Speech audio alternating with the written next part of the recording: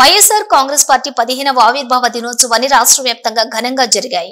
రాష్ట్ర Panchayati Raj and rural development ప్రభుత్వ మాజీ సలహాదారులు పోతిరెడ్డి నాగార్జున రెడ్డి అన్నారు.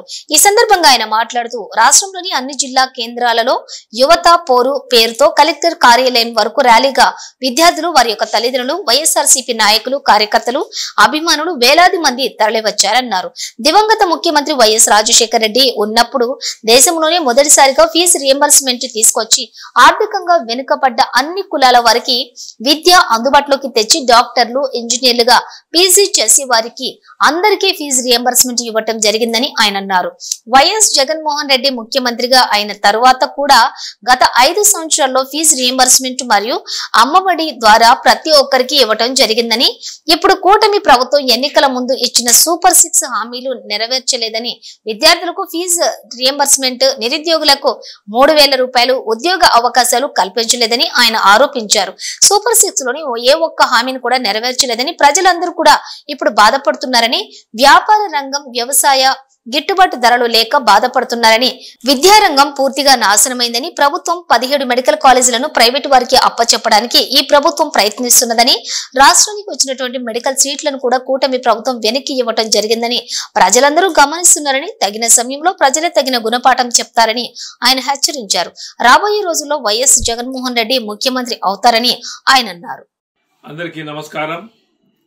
దివంగత ముఖ్యమంత్రి వైఎస్ రాజశేఖర రెడ్డి గారు రెండవసారి ఆంధ్రప్రదేశ్ ముఖ్యమంత్రి అయిన తర్వాత ఆయన హఠాత్ మరణంతో మరి ఆయన కుటుంబాన్ని కాంగ్రెస్ పార్టీ దూరం చేయడం జరిగింది. తర్వాత ప్రజల అభిష్టానం మేరకు వైఎస్ జగన్మోహన్ రెడ్డి గారు వైఎస్ఆర్ కాంగ్రెస్ పార్టీ పెట్టి నేటికి 14 సంవత్సరాలు పూర్తి చేసుకొని 15వ సంవత్సరంలో అడుగు పెట్టడం జరుగుతూ ఉంది. మరి దాదాపు 15 సంవత్సరాల్లో 10 సంవత్సరాలు ప్రతిపక్ష నేతగా, మరి 5 సంవత్సరాలు ముఖ్యమంత్రిగా ఈ ఆంధ్రప్రదేశ్ రాష్ట్రానికి పనిచేయడం జరిగింది.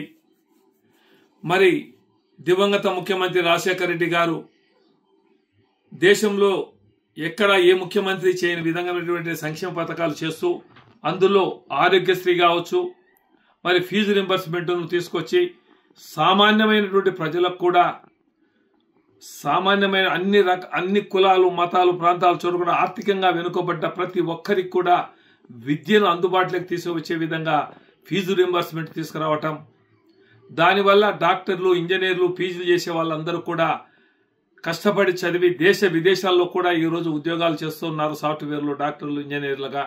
మరి ఆనాడు ఆ మహానుభావుడు పెట్టినటువంటి ఆ ఫీజు రింబర్స్మెంట్ను జగన్మోహన్ రెడ్డి గారు 5 ఏళ్లలో, మరి అదే కాకుండా చిన్నపిల్లలకు తల్లికి అమ్మఒడి, మరి అదేవిధంగా ఫీజు రింబర్స్మెంటు, విద్యారంగంలో విప్లవాత్మకమైన మార్పులు తీసుకొచ్చేసి సామాన్య ప్రజలు కూడా బాగా చదువుకునేదానికి కూడా అవకాశం కల్పించారు.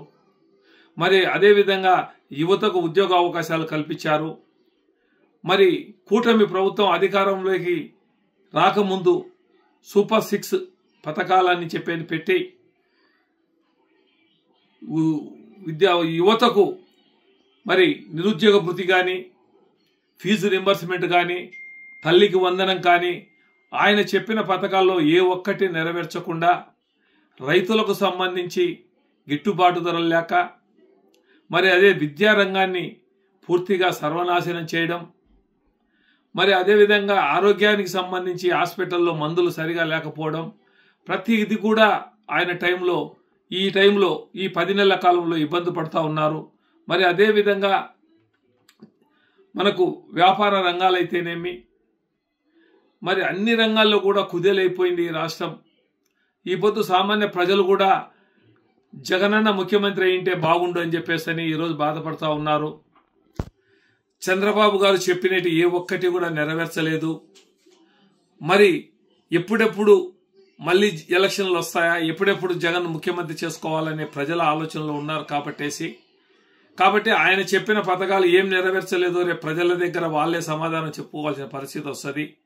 ఈరోజు వైఎస్ఆర్సీపీ నాయకులుగా, కార్యకర్తలు కూడా ప్రజల్లోకి వెళ్ళి మేము ఇది చేశామని చెప్పుకునే ధైర్యం, ప్రతి ఇంటికి పోయి చెప్పుకునే ధైర్యం అన్ని కూడా వైఎస్ఆర్సీపీ నాయకులకు, కార్యకర్తలకు అందరికీ ఉంది. కాబట్టేసి ఈరోజు రాష్ట్ర వ్యాప్తంగానే కాదు వైఎస్ఆర్సీపీ అభిమానులు, మరి విద్యార్థుల తల్లిదండ్రులు, మరి ప్రతి ఒక్కరు కూడా అభిమానులు కూడా ఈరోజు ప్రతి కలెక్టర్ ఆఫీస్ ఎదురుగా ధర్నాలు వేలాది మందితో చేయడం జరిగింది. విదేశాల్లో ఉన్నటువంటి మన తెలుగువారు కూడా వైఎస్ఆర్ పార్టీ ఆవిర్భావ దినోత్సవాన్ని ఘనంగా జరుపుకోవడం జరుగుతూ ఉంది.